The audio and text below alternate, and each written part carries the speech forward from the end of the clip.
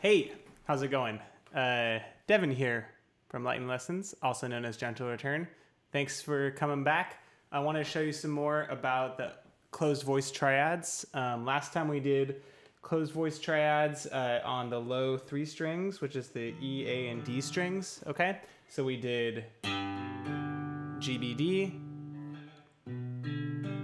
BDG, and DGB, okay? And those being like the three primary inversions that you use. This being called root position, first inversion, and second inversion, okay?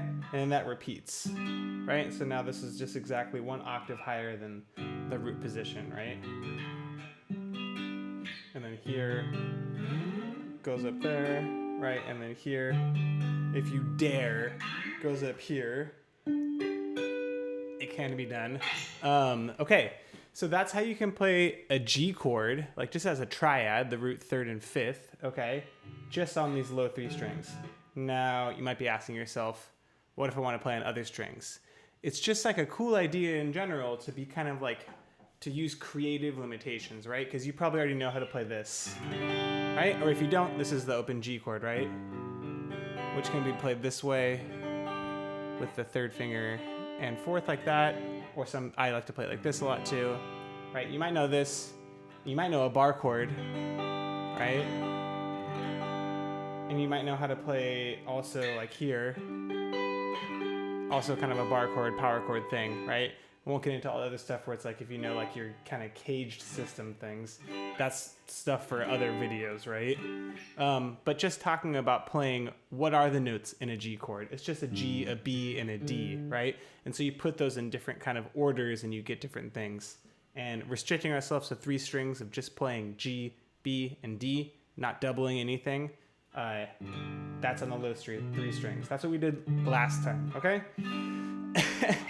I realize now that's a kind of a long introduction. That's just review. I think review is very important, right? And if you want maybe a slower kind of breakdown of that, you can watch the previous video. So to take that same concept and apply it to the A, D, and G strings, right? Strings 5, 4, and 3, you would, we were looking for a G, B, and D again, right? So my first question is just going to be on this A string, where is a G note, okay? Now you have a lot of different ways of trying to figure that out. This, for those of you who already know this, then, you know, bear with us. For those who don't, you might be like, well, okay, this one's A. Knowing your musical alphabet, you could count, right? If you remember the half steps or not half steps that exist, sharps and flats, or not sharps and flats that exist between certain letters, okay? So like A, B, C, that's what I mean. No sharp and flat between B and C there. D, E, F, no sharp or flat between E and F. And then G. So here's a G, right? Doing that for everything else, we need G, then B, then D. Here's G, then B, then D. Okay? So like that. And so this, you'll notice, is the same as what we did here, one octave higher, right? You with me so far? Now, we're going to do the same thing we did before. We're going to take this G and we're going to put it on top. So we're looking for a B and then a D. So here we go, B, D, and then G, okay? So to review, we have G, B, D, B, D, G, okay? And then we're looking to put that B on the top. So we're looking for a D, then G, then B, okay? So you have D, then G, then B. Okay, and you can squish it like this, right? Right, and then again, if we dare,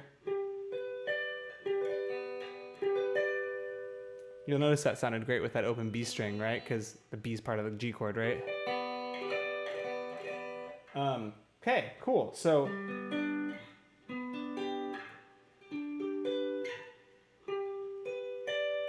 you're thinking to yourself, though, what about the rest of this way, though, right? So we would go in the reverse order, right? So we have G, B, D, okay? Now,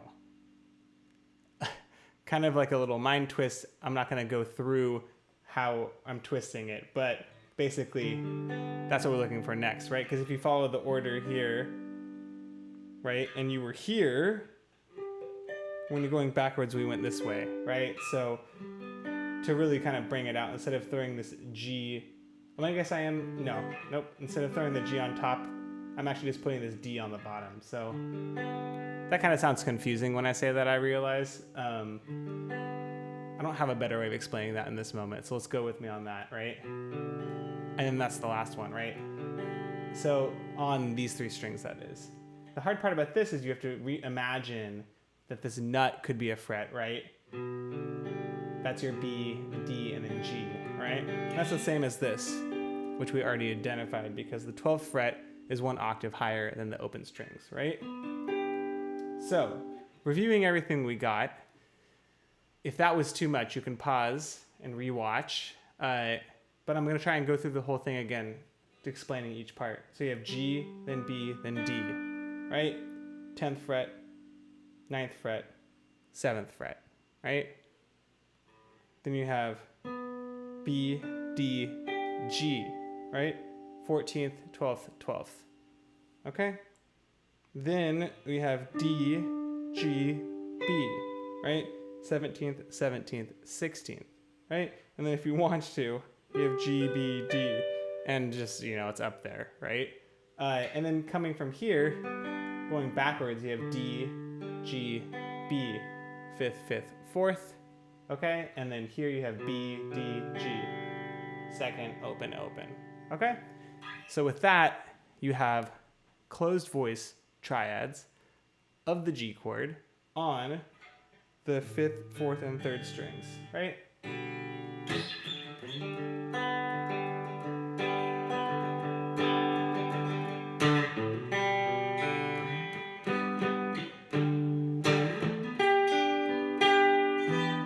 Adding in the other ones from before.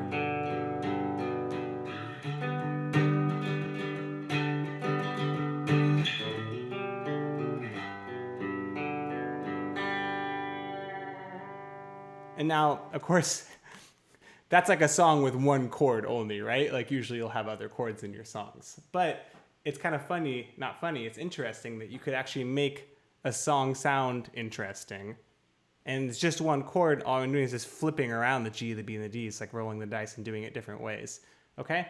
That's sort of the power of this approach, is that by actually restricting yourself to only the notes that exist in that chord, only the triad, you can actually come up with some creative variations on something instead of just playing it the same way that you might always play it, which might be this, or it might be this, right? And potentially might be this.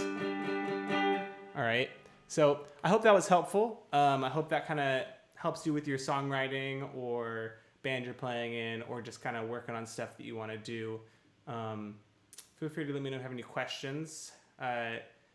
Different announcement, you might know that I perform and write music under the name Gentle Return. I have a YouTube channel for that too.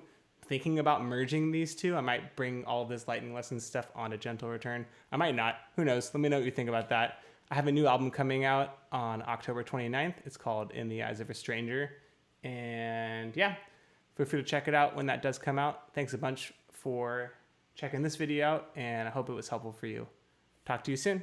Bye.